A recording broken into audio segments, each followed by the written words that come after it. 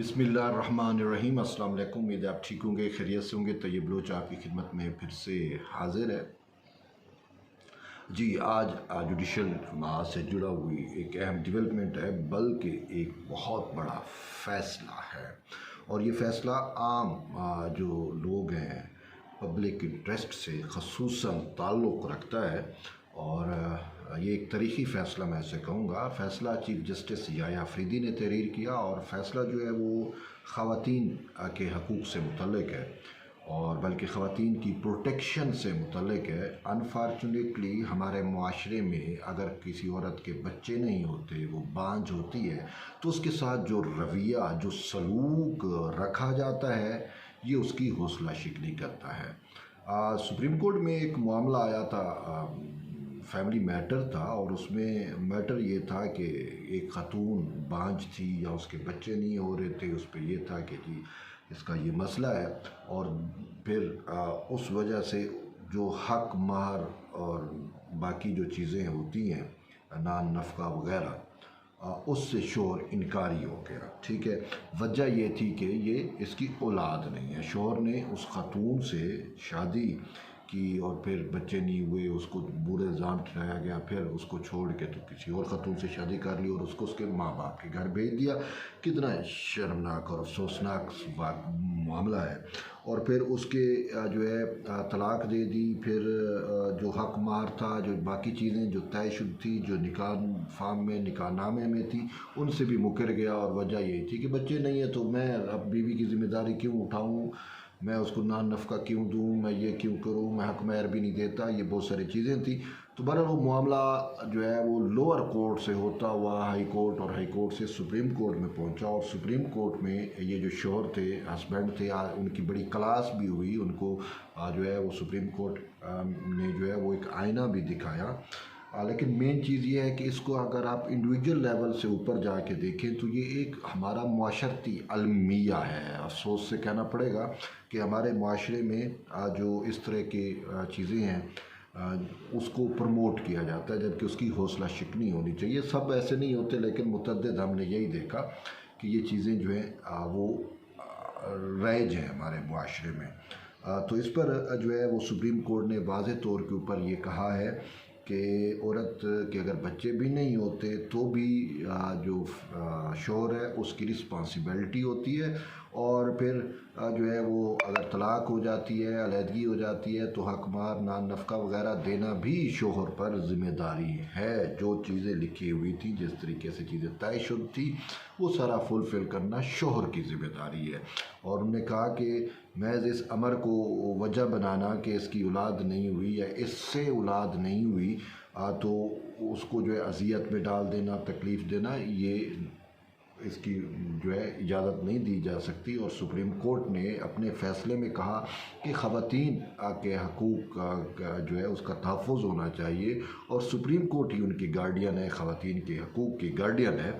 और ये चीज़ें जो है मुआशरे में अनफॉर्चुनेटली फैल चुकी हैं। और शोहर फिर मामला ये भी था कि मेडिकल सर्टिफिकेट भी थी या कुछ ऐसा था, तो मेडिकल सर्टिफिकेट से सारा भांडा भी फूटा इस मामले पे।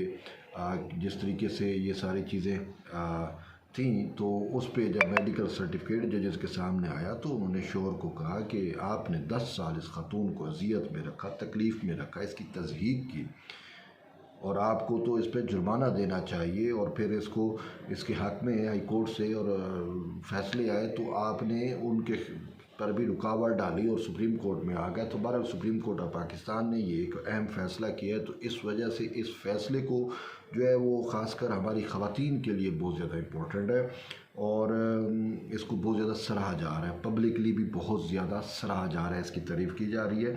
और क्योंकि ये एक बड़ा तारीख़ी फ़ैसला है, आम लिटिगेशन, आम लोगों, आम सैलीन से मुतल्लिक़ है, बाकी पॉलिटिकल मैटर तो अलग होते हैं। तो ये एक अहम डेवलपमेंट थी, मैंने कहा आप तक शेयर करूं।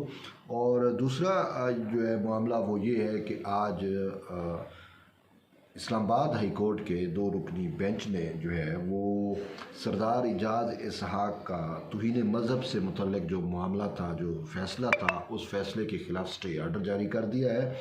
اور اس فیصلے میں جو مین فیصلہ تھا یک رکنی سنگل بینچ کا فیصلہ تھا، سردار اعجاز اسحاق نے کہا تھا کہ توہین مذہب کے جو میٹر ہیں ان سار پہ ان پہ ایک کمیشن بنایا جانا چاہیے، کمیشن وہ ان چیزوں کو پروب کرے۔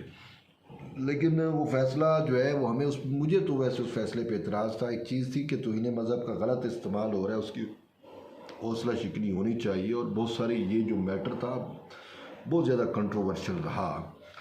تو اس پہ میرا یہ موقف تھا کہ سردار اعجاز اسحاق نے اتنا عرصہ یہ کیس سنا اور چیزیں ثابت ہو گئیں کہ یہ معاملات اس طریقے سے ہیں، تو پھر ان کو چاہیے تھا کہ اگر بلاسفی لاز سے متعلق جو کیسز ماتحت عدلیہ میں زیر سماعت ہیں اور یہ چیز ثابت ہو رہی ہے کہ ان کو پھنسایا گیا، جو ایک پورا ایک نیٹ ورک تھا وہ بھی انماسک ہوا، ہم نے دیکھا، تو پھر ان کے خلاف اس پہ سٹے آرڈر جاری کرتے تاکہ وہ پروسیڈنگ رک جاتی۔ میرا یہ ان سے وہ تھا۔ بہرحال یہ معاملہ جو ہے راؤ عبدالرحیم جو ہے وکیل، انہوں نے اس کو چیلنج کیا اسلام آباد ہائی کورٹ کے انٹر کورٹ فیصلے کو دوسرے بینچ میں، تو بہرحال وہاں پہ 2 رکنی پھر بینچ بیٹھا سنگل بینچ کے اس فیصلے کو، پر انہوں نے سٹے جاری کر دیا ہے، یعنی کہ وہ جو کمیشن وغیرہ بننا ہے وہ ابھی نہیں بنے گا۔ بہرحال شاید اس میٹر پہ مزید اب سماعت ہوگی، جو بھی ہوگا وہ معاملات جو ہے آپ کے سامنے آئیں گے، تو پھر انشاءاللہ آپ کو سامنے رکھیں گے۔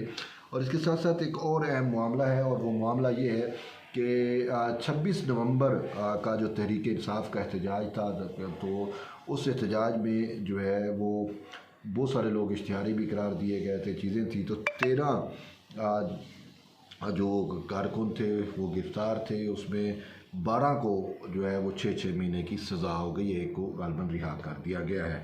اور اس کے ساتھ ساتھ جو ہے وہ علی امین گنڈا پور کا ایک معاملہ ہے، وہ بھی احتجاج سے متعلق تھا، تو وہ معاملہ جو ہے اس کی سماعت آج ہوئی، اور اس میں علی امین گنڈا پور سی ایم خیبر پختونخوا کے وارنٹ گرفتاری جاری ہوئے ہیں۔ اسلام آباد کی جو لوور کورٹ ہے ڈسٹرکٹ جوڈیشری میں یہ معاملہ زیر سماعت ہے، اور وہاں پہ علی امین گنڈا پور کو متعدد جو ہے وہ آرڈر کے ذریعے، نوٹسز کے ذریعے باؤنڈ کیا گیا کہ وہ ان پرسن حاضری کو یقینی بنائے۔ 342 کا ریکارڈ علی امین گنڈا پور کا ہونا ہے، بیان ریکارڈ ہونا ہے۔ تو اب علی امین گنڈا پور چاہتے ہیں یہ بیان ریکارڈ نہ ہو، بڑے عرصے سے وہ اس کو لنگر آن کر رہی ہیں، التوا پہ التوا ڈالنے کی کوشش کر رہی ہیں۔ بہرحال ہر چیز کی ایک حد ہوتی ہے، اب اس میٹر کو منطقی انجام تک پہنچانا ہے، تو جج صاحب کہتے ہیں 342 کا ریکارڈ ہے اور وہ ان پرسن ہوتا ہے، تو علی امین گنڈا پور آئے ہیں، اس کے وارنٹ گرفتاری بھی جاری کیے گئے جب وہ نہیں آ رہے تھے، کبھی بہانہ بارشوں کا، کبھی بادل کا، کبھی راستوں کی بندش کا، کبھی کیا، تو پھر ایڈوکیٹ جنرل جو خیبر پختونخوا ہے انہوں نے عدالت سے استدعا کی کہ علی امین گنڈا پور نہیں آ سکتے، آپ میرا بیان ان کی جگہ ریکارڈ کر لیں، تو انہوں نے کہا ایسا نہیں ہوتا، بیان اسی کا ان پرسن ریکارڈ ہوگا، تو اس کو پھر آخری مہلت دی ہے کہ ہر صورت میں پیش ہوں۔ اب دیکھتے ہیں کہ علی امین گنڈا پور اس معاملے سے لنگر بچنا چاہ رہی ہیں، اور وہ کہہ رہے ہیں کہ میرا بیان ریکارڈ نہ ہو، اگر بیان ریکارڈ ہو گیا تو اس کے لیے مسائل پیدا ہو جائیں گے۔ تو اب دیکھتے ہیں کہ عدالت ان کو کیسے گرفتار کرا کے پیش کراتی ہے اور کیسے بیان ریکارڈ کیا جاتا ہے، یہ بڑا اہم میٹر ہے، اور آنے والے دنوں میں اس پہ کوئی بڑا فیصلہ بھی متوقع ہو سکتا ہے۔ تو بہرحال اب تک کی اپڈیٹس یہ تھی، میں نے کہا آپ کو آگاہ کریں۔ ملتے ہیں ایک نئی ویڈیو میں، تب تک اجازت دیں، اللہ حافظ۔